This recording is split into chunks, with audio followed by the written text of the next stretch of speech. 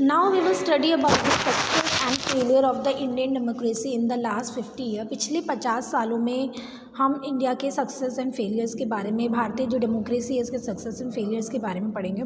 सबसे पहले हम पढ़ेंगे non alignment movement. Non alignment movement का है मतलब था कि किसी भी ग्रुप के साथ नहीं जुड़ना। India along with Yugoslavia and Egypt decided to stay away from the two power blocs. ठीक है, इंडिया, यूगोस्लाविया, इजिप्ट, इन्होंने डिसाइड किया था ये किसी भी पावरफुल ब्लॉक में नहीं जुड़ेंगे, ना यूएसए के साथ ना यूएसएसआर के साथ, क्योंकि इस समय दो पावरफुल ब्लॉक थे, एक था यूएसए का और दूसरा था यूएसएसआर का। जो कैपिटलिस्ट ब्लॉक था वो यूएसए चला रहा था, जो सोशलिस्ट ब्लॉक था वो यूएसएसआर चला रहा था।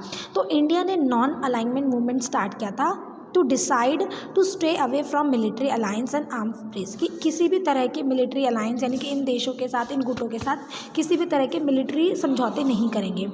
इट वांटेड टू क्रिएट, क्योंकि इंडिया शुरू से पीस हार्मनी कॉर्पोरेशन चाहता था, तो वो ग्लोबल लेवल पे भी यही चाहता था, क्योंकि अभी इंडिया नया नया आज़ाद हुआ था, वो नहीं चाहता था कि वो इन तरह के गुटों में बंटकर जो है अपने देश का डेवलपमेंट रोक दें।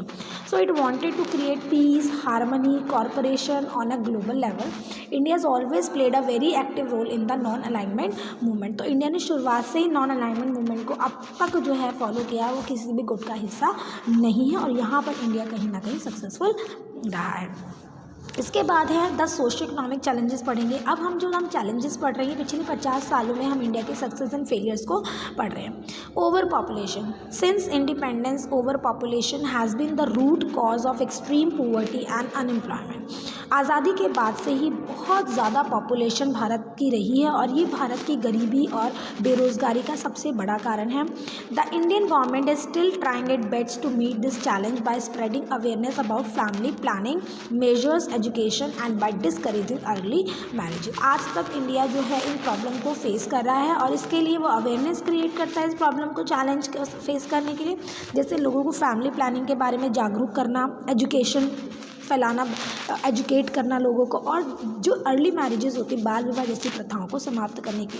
हालांकि हमारे संविधान में जो है बाल विवाह ख़त्म कर दिया गया, लेकिन फिर भी कई इलाके ऐसे जहाँ पे अर्ली मैरिजेस हो जाती है, तो उसको डिस्करेज करना, ये हमारी गवर्नमेंट जो है आज तक इस प्रॉब्लम को फेस कर रही है। हालांकि बहुत लेवल तक इस प्रॉब्लम को जो है फेस कर लिया गया है। सेकेंड जो प्रॉब्लम है वो है इलिटरेसी की।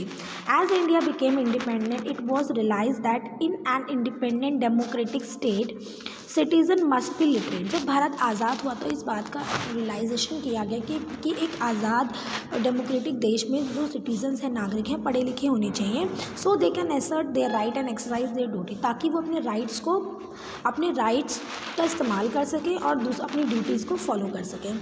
It was understood by the leaders of independent India that without literacy our nation can never develop और बिकम ट्रूली डेमोक्रेटिक। और ये सब चीज़ें रियलाइज़ की थी हमारे देश के लीडर्स ने। उन्होंने माना कि आज़ाद भारत में जब तक लोग पढ़े लिखे नहीं होंगे, हमारा देश ना तो कभी डेवलप हो पाएगा और ना ही कभी सही मायनों में डेमोक्रेटिक बन पाएगा। हालांकि एजुकेशन की दिशा में हमारी गवर्नमेंट बहुत अच्छे काम कर रही है, और काफ़ी हद तक हमने जो है इस प्रॉब्लम को फेस भी कर लिया है। नेक्स्ट प्रॉब्लम है कास्टिज़म की।